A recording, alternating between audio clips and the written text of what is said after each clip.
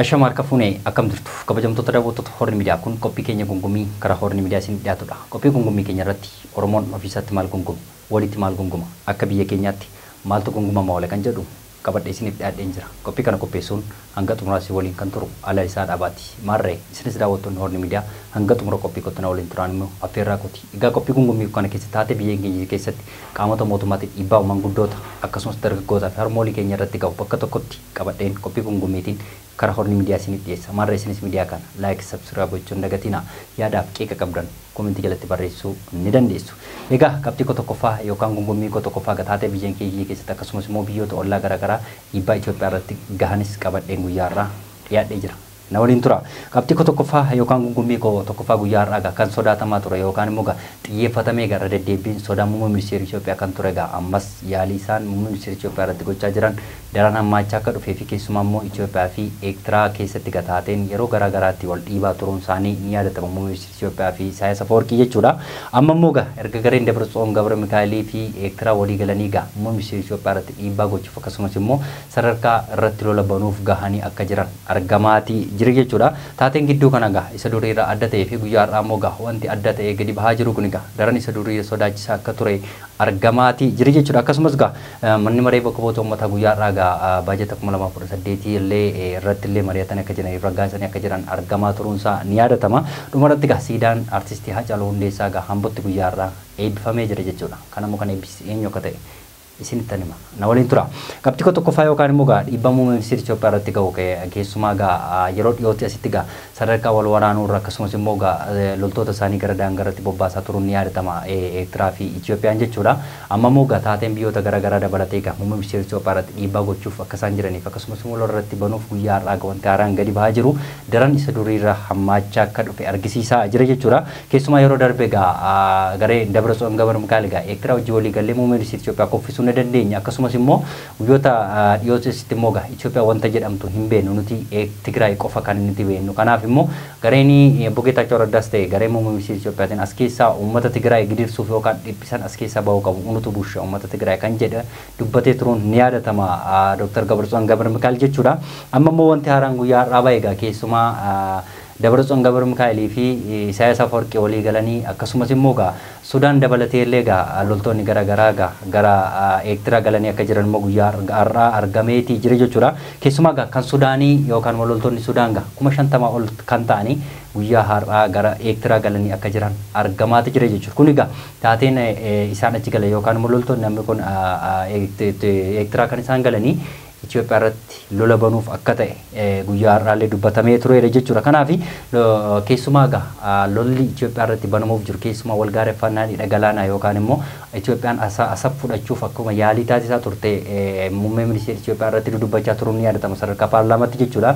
Garuu Isaayyaas Afeworqii akka qalditti yookaan immoo akka haasaatti dabarsee kennuu hin dandeenye dhagalaanaa kana jechuudha. Kun irra jechoota walirra darbachuurra darbee sadarkaa loltoota walirratti bobbaasu akkasumas immoo biyyoota ollaa garaagaraa daboo kadhachuun kun daran isa durii caalaa hammaachaa akka dhufe argamaati jira jechuudha guyyaa har'aa. Kanaaf warri Tigraay yookaan immoo gareen Dabratsiyoon Gabra Mikaa'el erga Ertiraa wajjin walii galanii muummee ministeera Itoophiyaa sodaa guddaa keessa gashuuf akka isaan jiran argamaati jira jechuudha. Kanaaf loltoonni gama lamaaniinuu gama Ertiraatiinis yeroo kanaan dura irraa kaasee loltoonni gara daangaatti bobba'anii turuun ni yaadatama jechuudha. Kan Itoophiyaas kan Ertiraas amma immoo Ertiraan humna hin qabne gatii ishee waan beektuuf loltoota garbiraa yookaan immoo Sudaan irraa loltoota 50,000 ol Ertira galanii akka jiran guyyaa har'aa argamee jira. Gama lamaaniinuu sodaa guddaan akka jiru argamaati jira jechuudha. Garuu guyyaa har'aa dirooniin gara Maqalee dabalatee bakkoota garaagaraa imalee akka jiru yookaan immoo kaameraan garaagaraa guyyaa har'aa bakkoota garaagaraatti imalee akka jiru irratti kanarratti muummee ministeera Itoophiyaa immoo warreen Itoophiyaa irratti dhaadachuu barbaada yookaan warreen Itoophiyaa gaareffachuu barbaadan Ertira dabalatee akkasumas immoo warreen Maqalee keessa bakkoota garaagaraa dhokatanii jiraatan kana sadarkaa nuti gurratti qabnee fiduu dandeenyu ni jira yookaan immoo torbee lama caalaa natti fudhatu kan jedhu qaama biyyiitiinis doorsiin garaagaraa guyyaa har'aa bahaati jira jechuudha. Kanaaf yeroo darbe gaa ajajaan humna qilleensaa kan ta'e gaa Shumaa Abdataa gaa Ertiraan yookaan qilleensi Ertiraa nu harka jirti kan jedhu gaa guyyaa darbe dubbatee turuun ni yaadatama jechuudha. Amma immoo guyyaa har'aa dirooniin bakkoota garaagaraatti imale kana keessatti yookaan kaameraa waraabame kana keessatti Ertiraa ta'ee warreen Tigraay keessatti imalanii yookaan Tigraay keessa warreen jiraatanii dhokatanii uummata akkasumas immoo mootummaa irratti dhiibbaa gochuu warra barbaadan torbee lama caalanitti fudhattu gurra qabeen fida kan jedhu gaa guyyaa har'aa dubbatamaa tureera jechuudha yookaan immoo gaa sooshaal miidiyaa garaagaraa irratti maxxansamaatti jira jechuudha. Kanaaf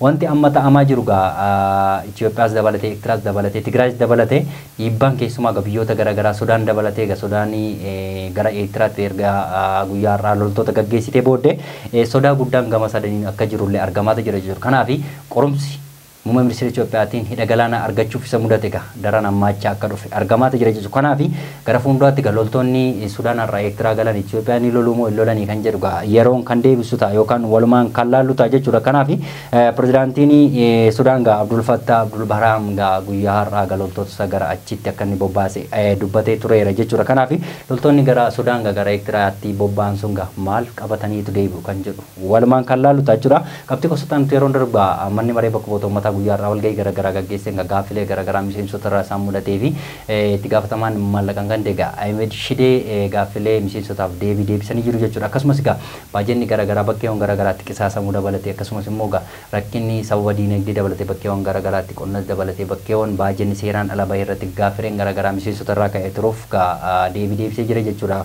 Ministeera maallaqaa Ahmed Shidee jechuudha. Kanaaf ammas gaa maallaqni kun gaa Itoophiyaa keessatti keessumaa gaa hojjettoonni mootummaa dabalatee akkasumas immoo namoota dhuunfaa rakkisuurra dabalatee gaa bakkeewwan gara qaala'insi jireenyaa daran isa durii caalaa hammaachuun isaa wal nama gaafachiisu. Kanaaf gaa hojjettoonni guyyaa har'aas gaa miseensota irra gaaffilee garaagaraa mudate waanuma akkasii akka ta'e argamaa tureera jechuudha. Kanaaf gaa ministeerri maallaqaa gaa irra deddeebiin akkasitti dubbii bareechanii yaa dubbatan malee rakkoon Itoophiyaa keessa jiru gaa keessumaa immoo sababii miindaatiin dabalatee gaa hojjettoota mootummaa barsiisota irraa gaa fedha isaanii malee miindaa kutuun kun gaa ammas itti fufeema akka jiru beekamaadha jechuudha. Kanaaf isarra darbeeyyuu gaa namoonni seeraan akkasumas hojjettoota ogeessota fayyaa dabalatee barsiisota dabalatee gaa karaa seera qabeessa gaaffiin keenya nuuf haa deebi'u jedhanii irra deddeebiin gaaffii gaafachaa turuun isaanii ni yaadatama jechuudha. Gaaffiin kun gaa warreen gaaffii gaafatanii mana hidhaa akkasumas immoo warreen hojiirra ari'aman illee baay'eetu jiru. Kanaaf rakkoon ammas gaa gama ministeera maallaqaa akkasumas immoo gama keessumaa gaa gama hoogganaa federaalaatiin dabalatee rakkoon uummata irra akkasumas immoo warreen dhugaa dubbatanii hojjettoota mootummaa keessa ta'anii waajjira garaagaraa keessa hojjetan gaa dhugaan keenya nuuf haa bahu yookaan immoo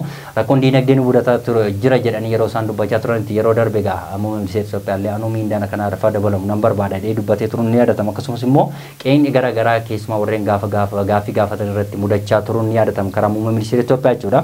Kanaaf gaa guyyaa har'aas akkasuma gaa ministeera maallaqaa yeroo isaan gaaffii gaafatan gaa akkasuma akkuma haasoo tokko yookaan waanuma tapha tokkotti dudubbatee deebisaa turuun ni yaadatama. Ahmed Shidee jechuudha. Kanaaf rakkoon achi keessa jiru ammas gaa sababa rakkoon baajatama garaagaraatiin akkasumas immoo bakkeewwan garaagaraatti sababii garaagaraatiin sobanii baajata baasan yookaan immoo gaa sababii yookaan immoo nama hin beekamne gaa maallaqni bakkeewwan garaagaraatti qisaasamni mudatus guyyaa har'aa gaaffii miseensota irraa ka'eef gaa Ahmed Shidee akkuma ta'e isaatti gaaffii sana deebisaniiti jiru. Gara fuulduraatti gaa keessumaa gaa baajata 2018 guyyaa har'aallee irratti mari'atanii akka jiran argamaati tureera jechuudha karaa caffee bakka bu'oota uummataa yookaan immoo paarlaamaa guyyaa har'aatiin. Kanaaf gaa warreen gara fuulduraatti yookaan immoo 2018 warreen kan fooyya'uu qabanii fi kan fooyya'uu hin qabne illee bakkeewwan garaagaraatti guyyaa har'aa gaa miseensotaaf ifa godhaniiti jiru jechuudha. Kanaaf 2018 gaa baay'inni maal fidee dhufa kan jedhu walumaan kan laalu ta'a jechuudha. Dhuma irratti gaa siidaan artistii keenyaadha Haacaaluu Hundeessaa guyyaa har'aa gaa Hambootti eebbifamee jira jechuudha. Taateen kun gaa yookaan immoo gaa siidaan kun gaa waggoota 5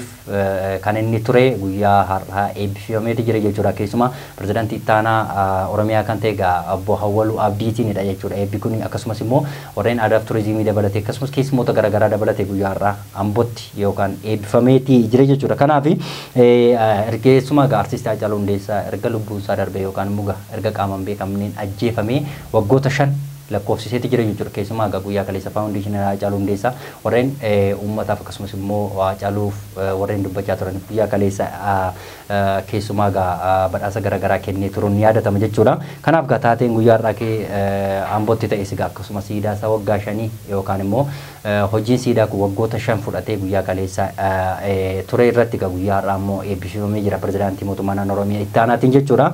Akkasumas gaa gara fuulduraatti gaa Finfinneetti ijaaramu akka danda'u illee dubbateeti jira jechuudha. Pirezidaantiin ittaanaan Oromiyaa kan ta'e yookaan immoo Awwaluu Abdii jechuudha. Kanaaf dhugaansaa baramuu yookaan immoo kan Haacaaluu ajjeese sun waggoota shaniif otoo hin baramiin hafuun kun egaa bakkeewwan garaagaraatti uummata attaalaalu yookaan immoo uummata sobuun kun akkuma itti fufeetti jira jechuudha. Kaleessa irraa kaasee egaa xiyyeeffannoo isaan kaasan yookaan immoo akka uummanni dhugaa hidhee fudhatuuf egaa yaalii isaan hin taasisne yookaan immoo akka qaamni Haacaaluu ajjeese akka hin baramneef yaalii isaan taasisaa turan egaa amma waggaa shaniitti tureera yookaan immoo lafarra goototamaatti jira jechuudha. Kanaaf siidaa ijaaruun kun bu'aa qabaachuu haa baatu malee egaa namni isa ajjeese yookaan immoo namni assistii kana yookaan immoo nama mirga falmaa mirga dhalamaa kan ta'e egaa Haacaaluu Hundeessaa immoo natti dhugaan isaa dhabamuun kuni namoota hedduu biratti egaa gungummii cimaa kaasa akka jiruuf keessumaa immoo egaa maatii isaa biratti egaa xiyyeeffatamee egaa furmaata dhabuun isaanii egaa kan itti himatanis dhabuun isaanii irra deddeebiin dubbachaa ture. Kanaaf siidaa eebbisiisuun kun egaa ammatti bu'aa qabaachuu haa baatu gara fuulduraatti egaa dhugaan Haacaaluu hin ba'amoo hin ba'u kan jedhu